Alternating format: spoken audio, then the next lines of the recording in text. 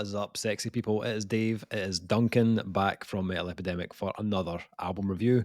For this review, Duncan and I have been checking out the new album from Danish death metal band Neckbreakker. The band's new album, Within the Viscera, will be released on December 6th via Nuclear Blast Records. Formed in 2020. Unreal, man, honestly. We're going to get to it, but it's unreal. Neckbreakker. 40 years. 40 years. Yeah. As Neckbreakker have found themselves at the forefront of the underground metal scene thanks to their growing reputation of delivering blistering live shows. The young death metal band have already found themselves touring alongside the likes of Crypta, BAEST, Left to Die, as well as claiming slots on festivals such as Hellfest, Resurrection Fest, Bloodstock, Summer Breeze, Copenhagen, etc. There's loads of them, as they rip and tear their way across the continent. As we were creating Within Viscera, it was fair to say we felt a certain amount of pressure to deliver an album that we could live up to the hype, live up to the hype this band have been building since we started playing shows.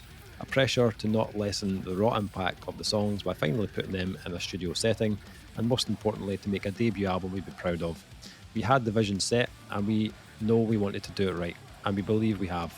Produced by Andreas Linneman and mixed mastered by Josh Middleton, Within the Viscera is our strongest material, and we hope the joy we had creating it shines through.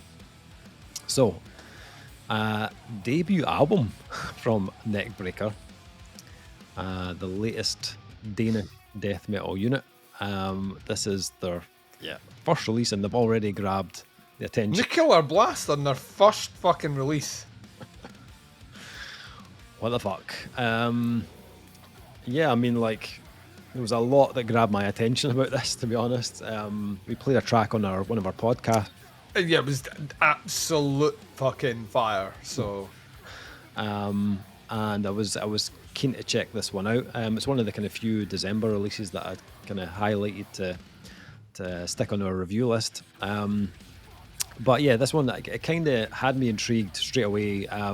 There's a lot of bands doing the kind of throwback thing at the moment. Mm-hmm. Taking that or recreating a sound that represents that like 90s death metal era. And then there's a ton of bands that are taking the more modern approach and going like super technical with it. Neckbreakker are a band that are kind of somewhere in the middle of all of that. Yeah, they're kind of in the early to mid 2000s in a lot of respects. Yeah. You know, and that sound just before the way I approached this by the midpoint was it reminded me of that weird awkward phase where bands were like, you know, it's kind of cool to acknowledge bands like Morbid Angel and, you know, Cannibal Corpse, but, you know, we're not quite at the point where we can, you know, like, not quite at the point where we have the musicianship to be doing the kind of more progressive technical stuff. So what we'll do is we'll just make it savage as fuck. Yeah. And that's kind of where Neckbreakker sits. Yeah. And I did get I got waves of nostalgia, but not the same way that I have when listening to bands like 200 Stab Wounds or Sango Sigabog, where I'm like that. Yeah. It's, you know, it's scratching an itch that I didn't need, you know, I didn't know I needed scratched. In a lot of respects, this band sounds, there's a lot of synchronicity that's happening with a lot of things with me in the last week. This band kind of sounds like a lot of the kind of death metal that was kind of floating around when we were forming our band back in the day. Yeah. And there's a lot of the production sounds here that also kind of remind me of, it's cleaned up for sure and modernized, but like triggered bass drums and all that, like all that stuff just kind of, it's reminiscent of an era that I am very familiar with. Yeah. Which is not always the case with death metal with me, because it either falls in an area where I'm like that, I wasn't listening to that music then, or it's so far advanced musically that I'm like that. I appreciate what it's doing, but can't listen to it. Yeah. So yeah, I agree with what you're saying. There's definitely there's a few characteristics I was like, okay, that's like touching on 90s death metal there. Like I was like, there is a little bit of like Morbid Angel dissonance, or there's like a lot of kind of slow grooves. You're like, well, that's kind of Suffocation-esque, or even like Blood Red Throne or something like that. But then at times it's like more kind of like modern day kind of Decapitated, like that type of kind of assault to it as well. But it's a really cool blend. It's kind of like, you know, best of kind of both worlds, and as kind of someone that grew up listening to all the kind of 90s stuff and this kind of newer stuff, it definitely scratches a niche for me. Even though there's like characteristics of the 90s, this, as you said, it doesn't sound like it's from the 90s, especially in the production. The guitar tone is very much within that kind of more kind of current, modern kind of death metal side. There's a thickness and a kind of razor sharp kind of sound to the guitars, but it's got a ton of weight to it. And that's, you know, partly down to like having Andreas Linneman and Josh Middleton working on the album as well, because both of those guys are very much in the kind of newer side of production and mixing and mastering. Andreas has worked with bands like BAEST and Plague Mace in the past, and Josh obviously produced Silosis and also bands like Urn as well in the last little while. So although there's little nuances of classic death metal in there, the playing, this sounds fresh. Like this is not a retro sounding kind of death metal album. Also though, although it is like predominantly death metal, like the percentage is in the high 90s of death metal of this album for sure. But there's also a few little elements in here that I was like, all right, okay, there's almost a kind of smidge of hardcore in here at times. And it's not an obvious thing. It's not like, oh, here comes like a jump from death metal into hardcore. It's not like that. It's the blend is much more subtle. It makes sense from the part of the world it's from. Like the Danish hardcore scene I would stack up the Danish hardcore scene against almost any other hardcore scene in the world right now. For sure. So it doesn't surprise me that that's kind of bleeding through into their sound. Yeah. Like you say, the nuance of how it's activated here is not like, here's the hardcore riff. Yeah. It never feels like that. It's just, there's an aesthetic or a vibe, or the way the vocals are delivered, or just a groove. Yes. Which we're going to say the word groove a lot in this, by the way. Holy fucking... See the switch-ups on this album. Yeah. See, like you listen to it, like... I actually, like, my daughter is getting a drum kit for Christmas. Right. So at the moment, I'm just bombarding her with everything, right? Like she's not going to be able to play for like 10 years, right? But I'm just like, fucking fine. Like that, have you heard of Meshuggah? Right? And she's like, what, Dad? And I'm like, that, here is Bleed. Right, you're getting your drum kit on Christmas Day. I want to hear this Boxing Day, right? But the penultimate track on this is a track called Silo, right? See, the last minute and a half of Silo has about 5 switch ups and grooves, and every single groove, like when you hear the first groove and you're like, that's fucking that riff, that's amazing. And then the next one comes and you're like, fuck the previous riff, this is my jam. And then like they switch up and then they go slower, and halftime you're like, get it all off there, this is my jam. And then they come back and like, they double up, they do a little bit of attack snare, and I'm like, everything's fucked, this isn't here. And this album is full of moments where you're like that. You hear a riff and you hear a groove, and you're like, that is the coolest fucking thing I've heard on this album thus far. And within 30 seconds, you're like, get it to fuck. This is my fucking jam. Yeah. And it's all the way through this. And once again, it's peppered with those hardcore moments, those big stompy, like the almost kind of Hatebreed. Once again, thinking about early 2000s, like kind of Hatebreed-esque, kind of big snarly stompy bits, but they're not hardcore. They're death metal, and it was kind of a lot of the rhythms kind of reminded me of hardcore, and it's not on like every single track, but there's moments where rhythmically it feels like it's leaning more on a kind of hardcore side more than the kind of death metal side. You can hear it on Putrefied, the Body Fluid. It came through quite strong in that one, where there's a little bit of a almost like kind of knocked loose type kind of breakdown towards the end of the track. A touch of it on Purgatory Rites as well, where like they bring the speed down and it just gets a bit more kind of vicious. There's also like a little flurry of like melodic death metal on that track as well, though. So there's definitely more to this than meets the eye. The more than you would think if you're willing to kind of look for it. This album though is just all energy though. Like that's one of the main things I took away from this. Like there's nothing worse than like death metal that's like sounds really heavy, but you think, I think I'd probably need to see these guys live to experience, you know, to get the full experience. If you don't have dynamics in your music, death metal can just sound, even if it is the most punishing, fast, like blast beaty riff you've ever heard, if it's been played for 30 minutes, you kind of lose sight of that's what you mean about the energy. Live this is going to translate really, really well, but on an album, it's just so relentless that I just don't feel anything. You just like, you become desensitized to it. What Neckbreakker have kind of cornered in their sound here is that at no point do you never feel like they're like on the precipice of switching to something which is going to either like make you headbang slower and pull like a disgusted face, or like rip into something blistering.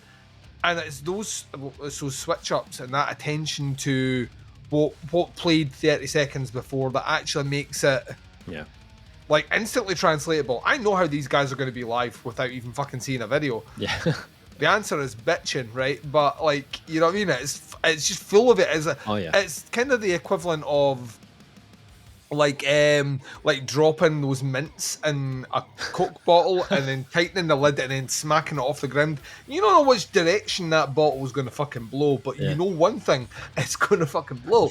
That's kind of what Neckbreakker's like listening to. It's like the seconds before a bomb goes off. You just don't know where. There's no breather moments on this album at all. Like none of that.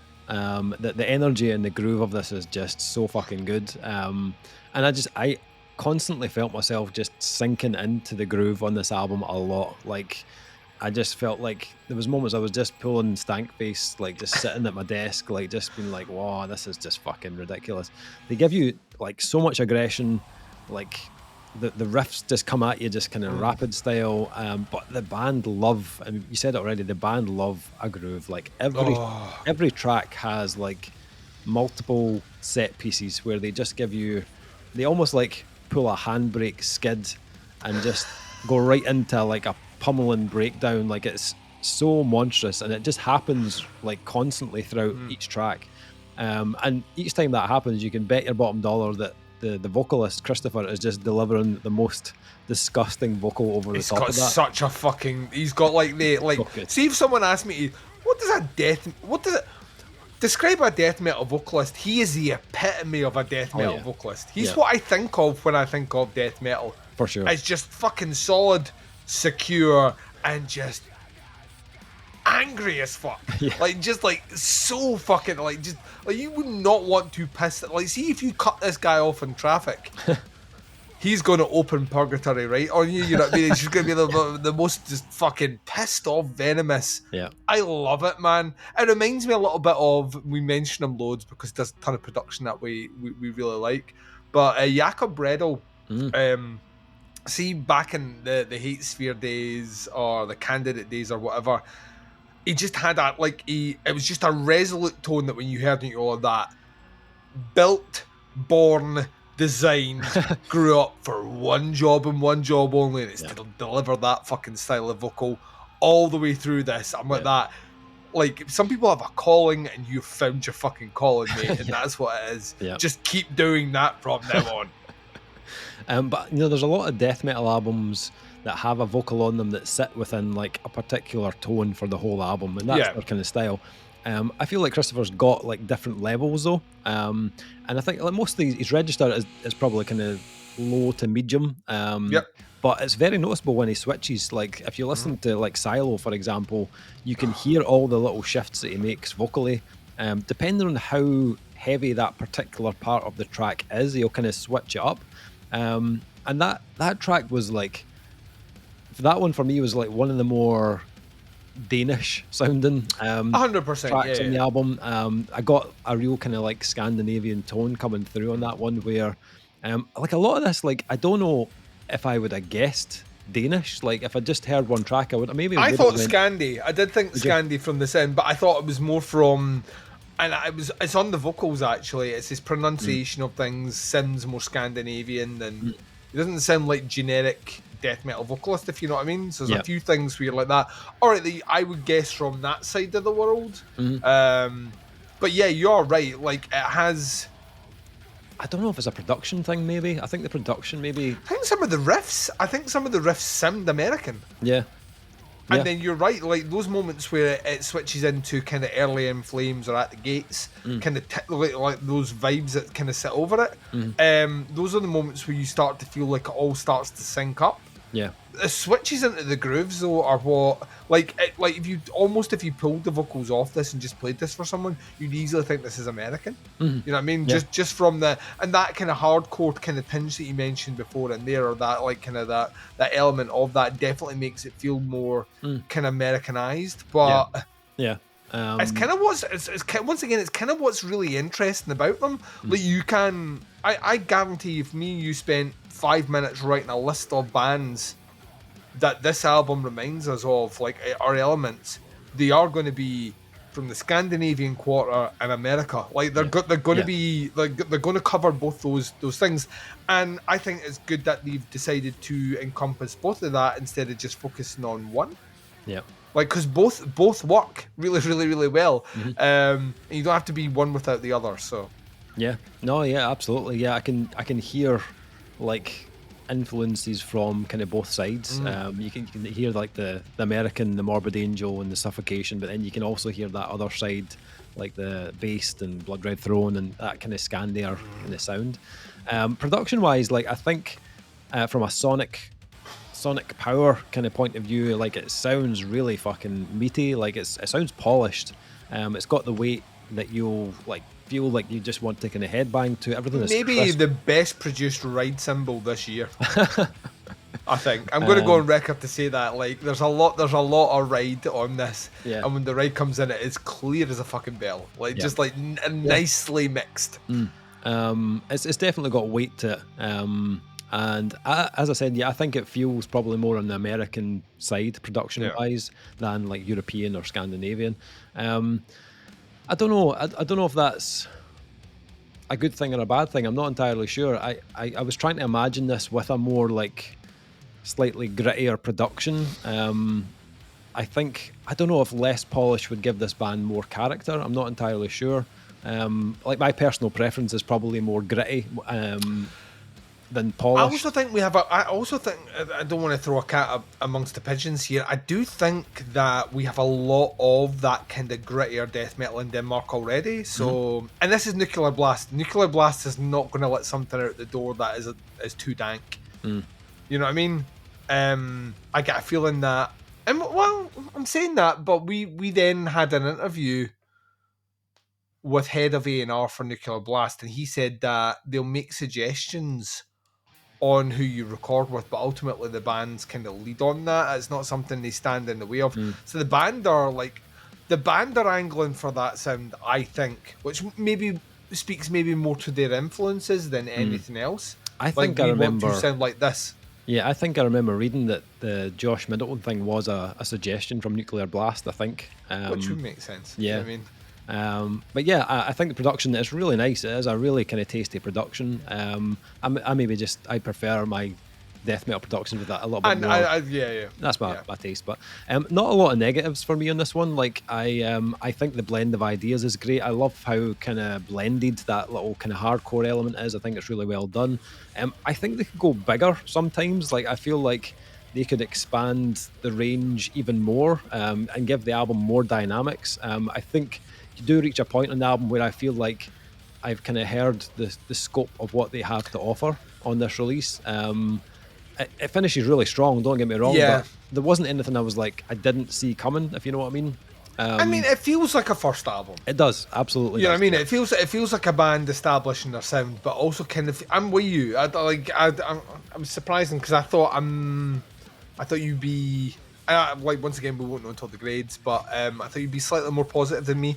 My biggest thing on this was there was elements where I was like that. You shove a little bit of symphonics behind that, and that section is going to sound fucking disgustingly huge. Yeah.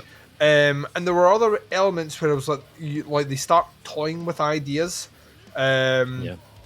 that you kind of like, I would love to just hear you just wade a little bit more in there. But then if you've been playing for 4 years and you've been doing all this, you have a wealth of material already written in that style, and this is your first album at the gates. You want to just like, you want to like land, you want to stick the land in here. So there's no maybe unnecessary risks being taken here. Yeah. And they went for something like straight to the point. Very, I mean, there's no greater example of straight to the fucking point than within the Viscera. Yeah. And it's straight down the middle, but very much like yourself, I found myself in certain bits going like that. That's really, really, really cool. What could you do on top of that? Yeah. Yeah. It's not reinventing any wheels, but I think there's a gap in the market for this right now. I think we've talked about this. There's this kind of resurgence in 90s death metal, and there's all this fucking modern shit, which is great. But I think that 20-year itch is there for the bands that existed in the early 2000s that were kind of bringing that sound, but bringing something else with it. Yeah. And Neckbreakker kind of have. I think Nuclear Blast has been very savvy on this one, because I think this band are going to be around for a while. I think they've because why wouldn't they be? Like, they're so young as well. And like the quality of this is just fucking ridiculous. But I also think that they're already showing like a lot of things that could go in a ton of different directions on a second album. Yeah. And I think I can't blame them for maybe not taking that jump there. Yeah. Already, but at the same time, I think it's well within their purview to be able to do that longer term. Yeah. And what they put out here is like a fucking stomping. I'm wearing a t-shirt right now from a band, a little band here, a little kind of death metal, and from Denmark right now, who's released like something that I fucking adored this year. I genuinely thought was absolutely brilliant. But they're a band that really did play around with some of those elements and kind of grew into that sound and pushed things out. I think Neckbreakker could easily go on that same trajectory, and they're in a part of the world which encourages that. I was thinking, like I mentioned symphonics here, you could have some of that in there and it's going to make it sound huge. They could go the other way. They could go into that Danker kind of almost industrial LLNN sort of vibe, and it would also totally fit their sound. Their core of their sound, it just opens them up to fucking anything. Yeah. They could go more hardcore if they wanted to. Yep. And it would work. They could go more traditional death metal, and it would work. Yep. They could do more of the kind of melodic death metal, it would work. The core of what they're doing is just, it's so fucking tight and so razor sharp that it allows them to go anywhere. So, yeah. Can I, as someone who is a connoisseur of the drums, Dave? Yeah. Did you get a wee bit misty-eyed on that trigger bass drum? A wee bit, I'm not going to lie. Did you do a wee nostalgic pang? Did you think, I remember that time when I was a lad? Yeah. I loved the trigger bass drum back in the day. Like, oh, you did, but I was listening to this here and I was just like, this is fucking awesome, man. Yeah. I miss it. Like, all that computerized, fucking quantized, like resampled stuff is fine, but nothing beats a punchy, snappy fucking trigger. A clicky trigger. Yeah. And it's full of this. It's made me very, very, very happy. Drummer's great. Like, this guy. Oh, he's an absolute beast. Yeah. Like, and I've watched a couple of live videos. Like, he makes it look like it's so fucking easy as well. Because he's young, Dave. That's what young people do. That's arrogant, young, talented bastards. That's what they are. They're like youthful skin and their supple muscles and their ability to do things quicker than older cunts. So, like, it's a 46-minute album, which is good for a death metal album. Yeah. Is it a perfect length for these guys, or do you think it's a bit long? That probably ties in with my kind of criticism, or my kind of gripe, in that I felt like I hit a point where I kind of heard everything that he had to offer on the album. Yeah. So I think they probably could have shortened it slightly and still fitted everything in that was, to showcase their sound and what they're capable of. So, it didn't feel crazy long. I didn't feel like exhausted by it or anything like that. But I think they could have probably shaved like a good kind of 5, 6, 7 minutes off of that. I was thinking 35 to 40 minutes when I was listening to it, which I'd like, once again, like you, I was listening, there are certain songs where there's maybe an intro. I'm thinking of Nephilim, for example, which has a kind of cold chamber sway sort of start on the guitar, which, like, I like it, but they don't really come back to it as an element afterwards. So I was like, if you just chop that off, and like other like kind of, but there's no one song here that I didn't like. Yeah. As well, so I'm kind of at that point where I'm like that. I would like it to be a little bit shorter, but not sacrifice any of these songs because I like them all. Which kind of feels like I'd be the worst person to give critical. This is why I'm not a producer. I'd be the worst person to give critical feedback. But I did kind of feel like yourself, that I got to a point where I was like, cool, right, this is awesome. Yeah. I mean, it does, like, it closes it. Silo and the face-splitting madness is a fucking incredible 1-2 punch. Yeah. Like, those two songs as a closer are just fucking awesome. So yeah, I don't know. I'm like you. I thought it was a tad long, but yeah, for those that like that, they like that. So true. Yeah. It's a debut as well. Like, I feel like that's them trying to get everything out their system as well. They've been holding on to no this idea material. what's gonna go. Yeah, like next. Yeah, exactly.